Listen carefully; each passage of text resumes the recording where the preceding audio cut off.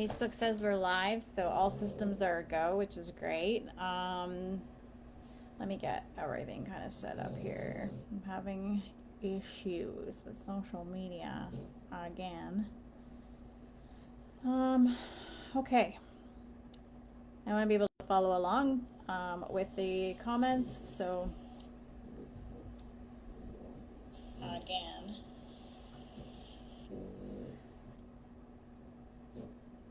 All right. I don't know. We'll see. Okay. Well, we got a big topic today. Today we're talking about all things emotional eating. We're looking at kind of like the hidden reasons why we struggle with food. Even if and a lot of women, when I talk to them, they actually don't even know that they struggle with food, because oftentimes they'll say, well, when I'm stressed, actually, I don't eat anything. I don't have any hunger. We're looking at it like this is a great kind of training for you to tag someone or to share with someone, because it opens up the conversations that you usually have with your girlfriends, so that you're actually talking about something that kind of is moving the needle and is at a deeper level than, yeah, I just want to lose weight.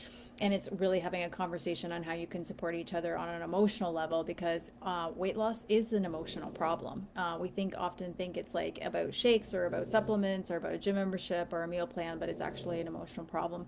So let's talk about it. And I thought like I'd start off by obviously, if you're here, obviously I'd like to let me know, like jump into the comments and let me know you're here, whether you're live or whether you're here on the replay. I just love knowing who the imperfect action takers are in this community. You're the kind of person who's like, hey, I'm going to learn this stuff and then I'm going to do something with it. I'm going to take imperfect action and I'm going to learn how to do simple better. That's kind of what these are. These are about taking broad topics and then just kind of simplifying them there. So my story is for me, emotional eating happens or did happen and it still comes up, like, to be honest, for many reasons. For me, it showed up as a reward, like if I was good with my nutrition and workouts. So that was at the beginning of my coaching journey, like is like I earned the cheat meal, or I earned the cheat weekend. Or it's like when you're trying to rationalize something, it would be like, well, I did do all my workouts, or my watch did say I burned this many calories, or I did do really great with all of my meals today, ate a lot of vegetables this week, and I drink all my water, so I deserve this. Or sometimes the deserve this came up with like, you conquered something at work that was like really, you were really stuck on it and you did it and you just felt really good and you felt that sense of like relief. And it was just like, I'm going to reward myself with this treat. And if I'm being honest, like growing up, that's what it was, right? It's like if your mom wanted you to behave, she was like, my mom at least was always like, well, if you're really good, then I'll buy you this chocolate bar, because chocolate's how you win my heart. And or she'll be like, once you feel better, we'll take you out for ice cream and that sort of thing. So it was always used as kind of that treat. So but once I started to make the connection or want something different for myself, like it never really felt good afterwards. It kind of let me felt like broken, in the sense of like, oh well, I'll just do better on Monday. And it was like the cycle repeated over and over for like years. I'm not talking about just for weeks, like for years it repeated over and over. And it was kind of like this disconnect, like you knew you were going through the motions of it, but really didn't connect, like, hey, was this working for me or not, right? And I knew that I had motivation because I could see that in other parts of my life, and I knew that I had discipline in other parts of my life. But once I started to make that connection, I was like, well, wait a minute, if I truly have motivation and I truly have discipline and I truly have willpower, how come it's not showing up here? How come everything else in my life feels like I have it, but this part with food doesn't? And so it really just like made it like feel a lot and be a lot bigger than what I wanted it to be. And it just really got me down, right, to try and figure it out. So for me, it was reward. For other things, sometimes it doesn't happen that way anymore for me. But where it does happen is like if, and I'm going to share a post on this, but like if Neil and I are not in alignment, like we're really butting heads or we're really disconnected, like I'll start to go really, really hardcore on my foods or my nutrition, my exercise and stuff like that.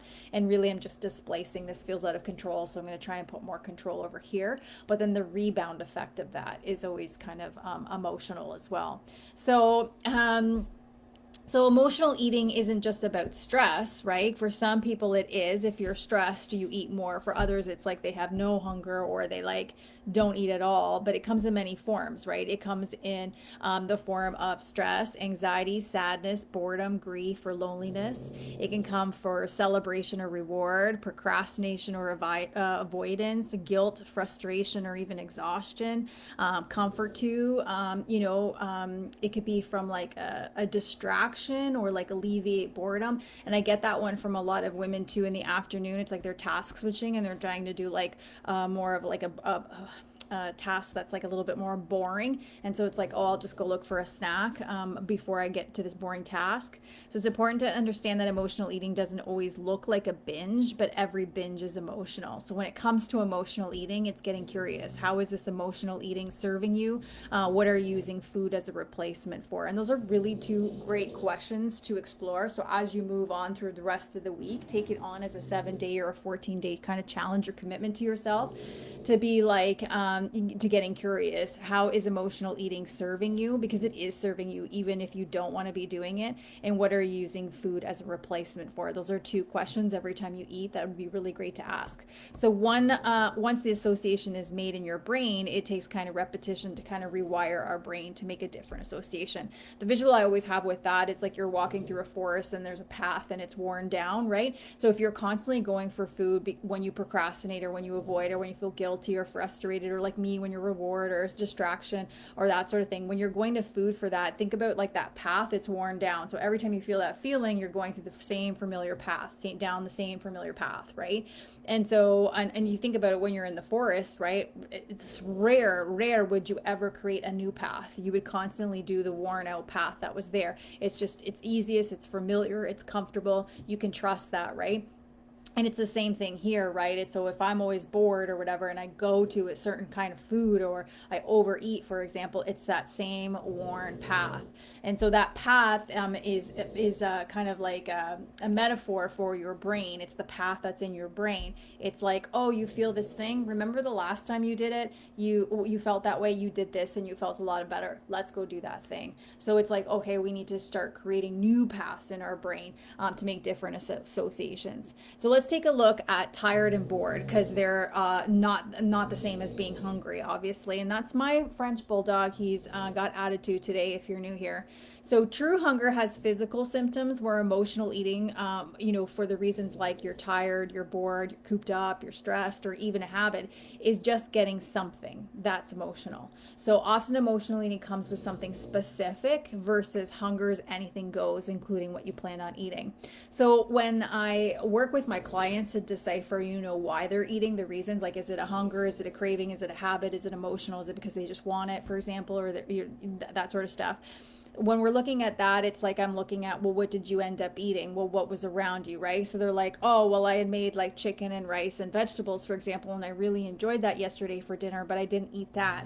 I ate, these Tostitos with salsa, for example. When we can look at that, then we can look at, okay, well, what was happening before? Who was around you? We're asking all of those questions. That's what coaching looks like, so that we can then help them, understand, okay, well, that wasn't hunger, that was emotional eating. And so here's what we want to look at for the next time that comes up. So often emotional eating and snacking are connected, although not all snacking is emotional. So the thing about snacking is it is known to be a high risk behavior to weight gain and weight regain, right? And it's simply because generally when we snack, it's where we're consuming a majority of our calories, or we're eating it more mindlessly as well. So there's so much research around that shows increased calorie consumption disrupts our natural hunger signals and disrupts our eating patterns. With snacking. So I'm not saying like, hey, no, don't snack. I snack. Some of my coaching clients, that's what fits their lifestyle. They snack too. But it's understanding like, do I understand the difference between the reasons why I'm eating, particularly feeling physically hunger? And so snacking can disrupt that pattern too. But again, snacking isn't the issue. It's the behavior pattern when you aren't recognizing true hunger versus emotional hunger. So like when you're tired, stressed, bored, etc., because food is always incoming with no rest to notice your true hunger signals. So feeding emotional hunger is not emotional support, though. Staying present with our emotions is actually what you need.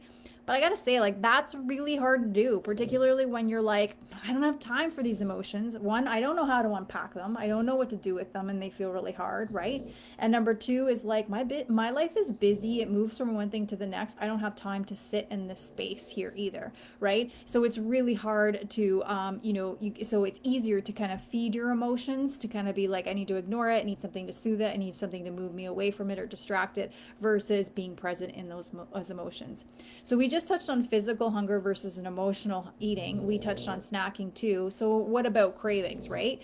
Cravings are almost always based on emotional triggers and not physical hunger. Let me repeat that. They're mostly based on emotional triggers, not physical hunger. So, however, they're not a justification for blowing a commitment you make to yourself. You commit to yourself, not to a diet, and there's a big difference. And that's an important one for us to land on, because oftentimes it's the reverse. We commit to the diet, we don't commit to ourselves. But how would that flipped your mindset, your approach, the way you feel if you committed to yourself versus to the diet? And that can be hard to do when you have low self confidence, low self esteem, and don't have a lot of self belief in yourself. But it's a radically different shift. It feels small, it may feel insignificant, but it's actually a pretty big difference when you make a commitment to yourself and not to a diet. All fat loss diets induce hunger, right? You have the physiological, and over time, this triggers the reward centers of the brain to light up and trigger those annoying cravings, the psychological ones. So, if you know anything about fat loss or weight loss, you need to have a calorie deficit, right? And so, that sometimes when you're coming from overeating, yeah, so it makes sense that you would feel hungry at the beginning because you're coming from something high to something low. It'd be the same thing if I was used to spending, $200 a week on whatever I wanted, and now my budget was cut to 100 calories, for example. It'd be the same thing. I'd feel that the difference there in going from $200 to $100 in spending in the course of that week. So it's the same thing here. It's just generally, we don't want to sit in hunger for a long periods of time. But so, yes, there is going to be a period of hunger. That's physiological, right? But then when that happens, what happens is like it lights up like in the brain, and it says, oh, let's trigger those cravings, which are psychological. And this is normal. Cravings can, if you can look at them a little bit like tantrums. It's intense at times. And most women that I talk to or have coached one-on-one in the past don't know how to ride out that tantrum. Instead, they react to it by fighting them or feeding them. So every time you get to the tantrum stage, it would be like you and a toddler, right? It's like you give in. Like they want to eat chocolate and you're like, no, you didn't eat your dinner, or no, we're going to bed, or whatever, or no, you need to go to bed, or whatever. And you give in to that toddler every single time. Well, what happens is the tantrums get louder, they're more frequent or whatever, because they know that they're going to get your way. Well, it's the same thing here, right? Even though we are 40, 50, 60, 70 years old, for example, is that every time you have the tantrum, right, the craving comes on. It's like that tantrum. Can you be the person who rides it out versus reacting to it as well, right? And here's the thing, the more you indulge in a craving, the stronger it gets. So each time you have a craving and feed it, you kind of strengthen the connection of that reward center of the brain that says the craving leads to eating. And when I do that, I get to feel whatever it is. So you're shifting away from the way you want to feel towards the way you are feeling towards the way you want to feel. This only ensures you turn up the volume on paying mental attention to future cravings. So again, they're a normal part of your human experience, weight loss, fat loss, whatever. What you do in response to them, however, is often the key to weight control or failure to control weight loss over the long term. So why, again, we kind of went into why they're happening, right? Is because, okay, think about that path in the forest, right? You got that path kind of narrowed down. And think about that tantrum example. If you're always giving into the tantrum, then it makes sense that that path gets worn down even more. But what else might be happening? Well, we got decision fatigue, right? Like your mental battery is just drained. Think about willpower like a battery, fully charged in the mornings and drains by the evenings. So every decision you have to make at work, with your family, with your meals, with your workout, with your stress, even with your family or whatever, pulls from that battery. So by nighttime, your brain is tired and defaults to that quick and reward, aka higher calorie, kind of hyper palatable foods. So it could be like, okay, well, I've got that path worn down. I'm giving into the tantrums a lot, but you got this decision fatigue, right? And so oftentimes we try to say, like, when we're in the peak of like the thing, the busy thing, the messy thing, the hard thing, it's like, no, I can't eat that, right? We try and like, fight that, but that's not when you want to do it. You actually want to do it before that moment comes along, which is tricky to do. So decision fatigue can be part of it. Stress and emotional load, like your brain wants comfort, right? By evening, most of us are pretty mentally and emotionally drained, whether it's a work stress, family obligations. Like I have some clients with older parents that are needing more care and needing more attention, and those appointments as well. Overstimulation or a lack of true downtime. And a lot of women that I coach, feel really guilty about downtime. And so it makes it really hard for them to take it. And it kind of like piles up, and your brain wants a dopamine hit, and the food is the fastest way to get it. You're not hungry, you're seeking relief. So that could be another reason why the cravings are coming up. Poor daytime nutrition, like under eating or skipping meals throughout the day. Like I have clients, when I first started them, they don't eat breakfast. You're starting, they're eating between 12 and 1 because they're not hungry in the morning, which is a sign of something else going on.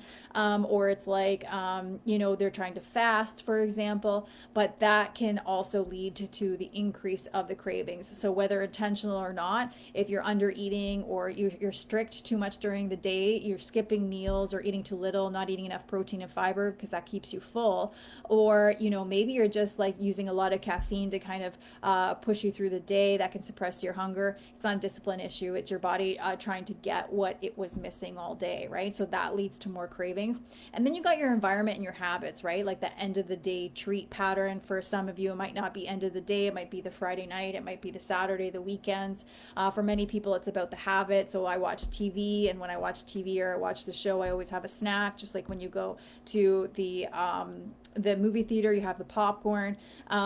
Sitting down after work, it's like the wine or the treat. It's when you unwind, it's when you decompress, it's when you disassociate from the busyness of the day to that. When the kids go to bed, it's your me time, right? So that involves food, and your brain associates relaxation with eating, so the craving kicks in automatically. So remember, cravings are always based on emotional triggers, not physical hunger.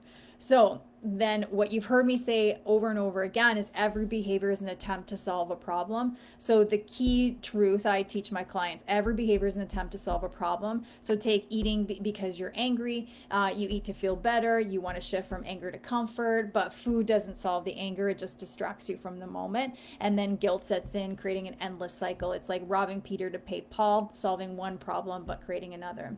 So when you look at it as a coping mechanism, right, self-soothing, you need to dig deeper into the underlying issue. The deeper issue is, what does this food represent? Typically, it's based around trying to relieve stress by giving you like a temporary sensation of calm in the storm. It can provide a temporary distraction or a band-aid, be it from something you are avoiding, or maybe it's like something that feels overwhelming to you in a situation, or it could even be, like I said earlier, like something you're procrastinating from, something you need to be doing or should be doing, but you just don't want to do, right? So the downside is it becomes a kind of like this habitual response to a trigger that is learned and then catered to when you continue to reinforce, food equals relief from that thing you want to get relief from. So it gets ingrained into the brain's trigger response. Remember the last time you felt like this? This is what you did, and it made you feel this. So let's go back and do that thing. And it's again, that pathway gets deeper and deeper and deeper, right? So food doesn't, the thing with food, and we're talking about emotional eating, is food doesn't hug you back. Food can never solve an emotional problem. Never. Never. Understanding the triggers before, during, and after helps you work through why you turn to food to kind of self-soothe or relief or whatever. So some questions to think about is, what did you get out of the experience? How did that serve you? So you find yourself giving into a craving, or you find yourself emotionally eating or overeating. One of the questions you can pause to ask is, what did you get out of that experience, and how did that serve you? Then you can go further and ask yourself, how did it make you feel physically and emotionally afterwards? And I love this question because oftentimes we think, oh, it made me feel bloated, it made me feel sluggish, I got so tired. I have one client, who drank wine, and it was about like it disrupted my sleep. Then I had no energy the next day to do my workout and do those things, right? But I love the question of emotionally afterwards, because oftentimes we're so busy and we're giving emotionally to so many others. We're empaths at heart. We're not looking inwards to be like, wait a minute, how does it make me feel emotionally, right? And what would you do in that situation? What would you do differently next time? I love working with my one-to-one coaches on clients on this one. Something happens, and then we kind of break it down and we understand, okay, and then it'd be like, okay, well, what would you like to do next time? And that kind of serves as part of their intention plan, right? So understanding and reflecting on the patterns and triggers and how you felt will help you kind of break that chain. So you can't expect yourself to only eat for fuel. That's unrealistic. Food is designed to bring pleasure, right? Also, emotional eating is tied to restriction. The more you restrict, the more likely you are to turn to food to comfort. It's not just about emotions, it's about your mindset too. So the next time you find yourself craving something during an emotional event, stop and ask. And emotional doesn't have to be like something big, right? Like procrastination doesn't feel like something big. Boredom doesn't feel like something big, right? Even lonely at the end of the night or connection doesn't feel like something big. But when you have that emotional event come up, stop and ask yourself, what do I really need to fulfill at this moment? The majority of the time, it's not what's in the pantry or the refrigerator. You're lacking fulfillment, an emotional need that is calling for your attention. And you got to sit with those thoughts and those cravings, and you got to work them out. What triggered it? What might those feelings or thoughts or beliefs be trying to tell you, right? Or what are you trying to avoid? Remember, between the emotion and the choice and the response is choice, right?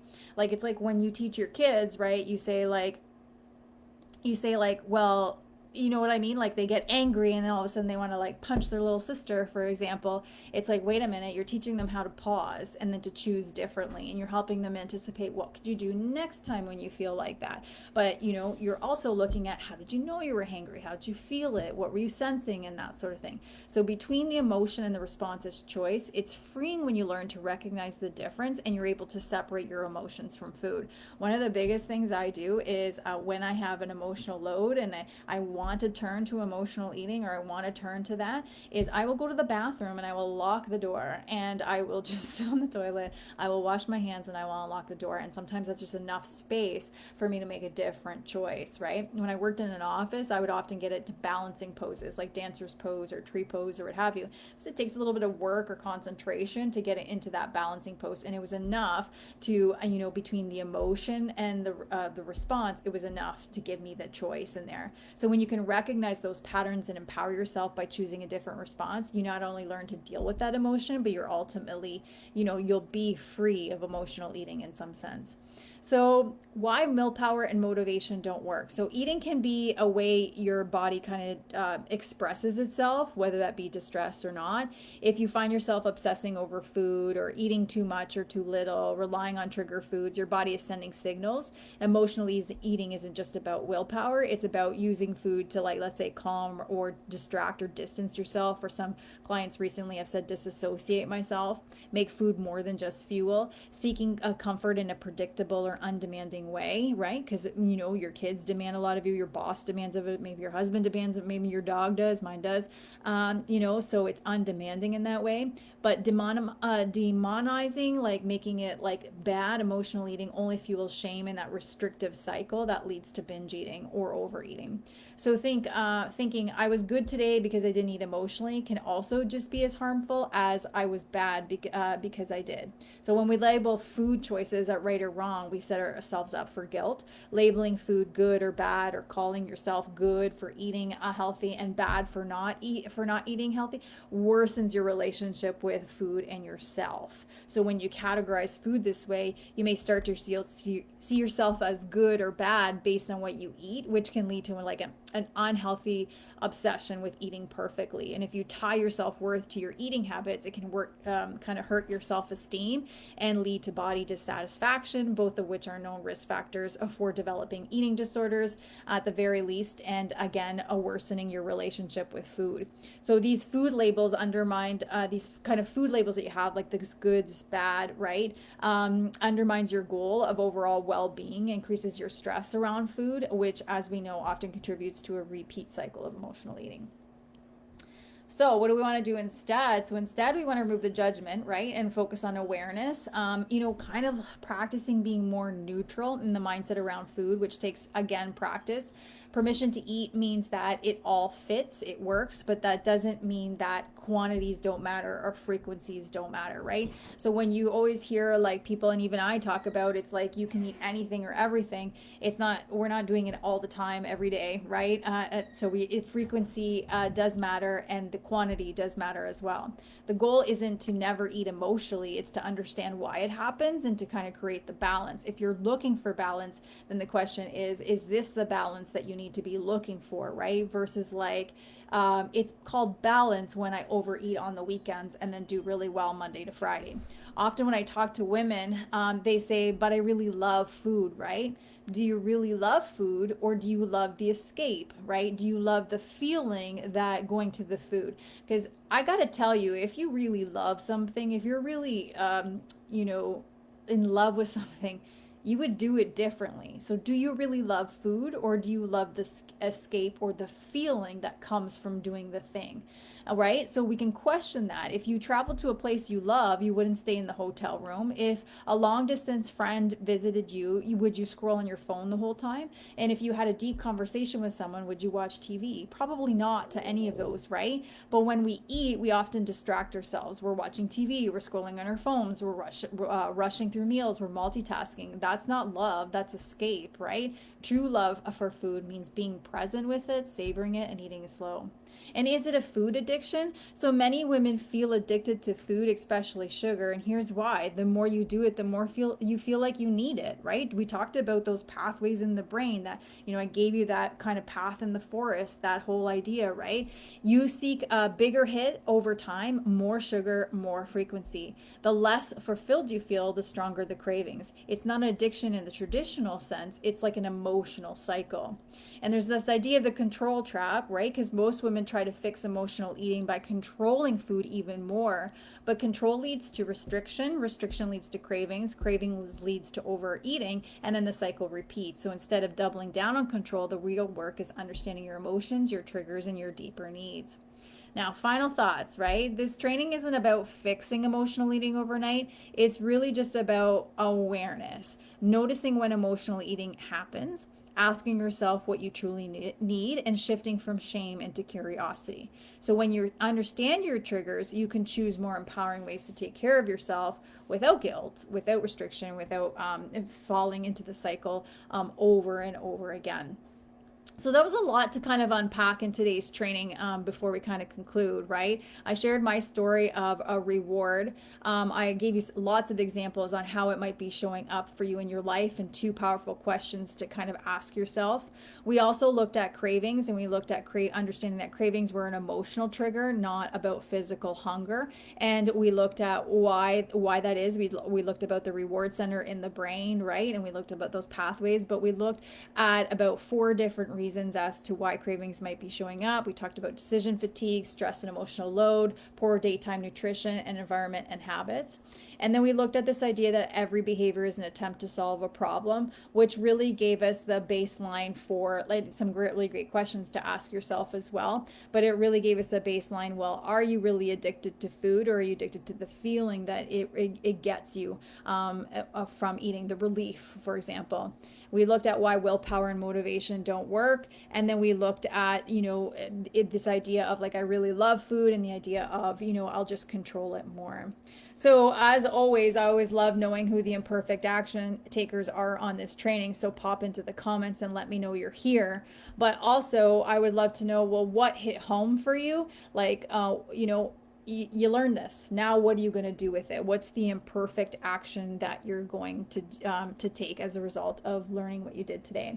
So these trainings are really designed for you to make connections, take these like broader, bigger topics, and like take imperfect action, because doing simple better is really kind of the secret to progress. So I want this to be your permission slip to step into being an imperfect action taker, take what you've learned and turn it into action.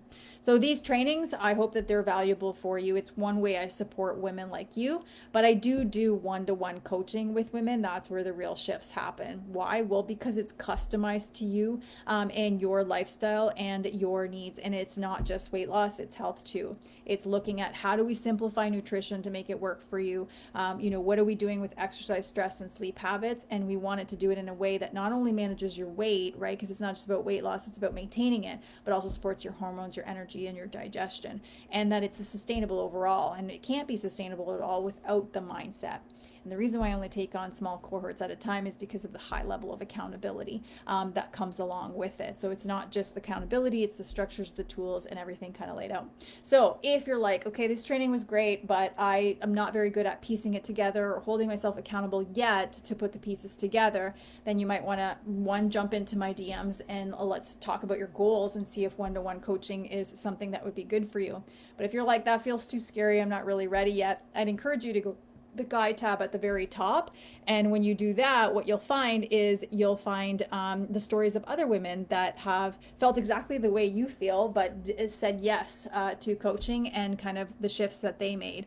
And sometimes when you hear the stories of others, then we can see ourselves reflected back. So I'm Coach Cindy signing off. Again, I just want to see you in the comments. So I hope that you'll do that. Okay.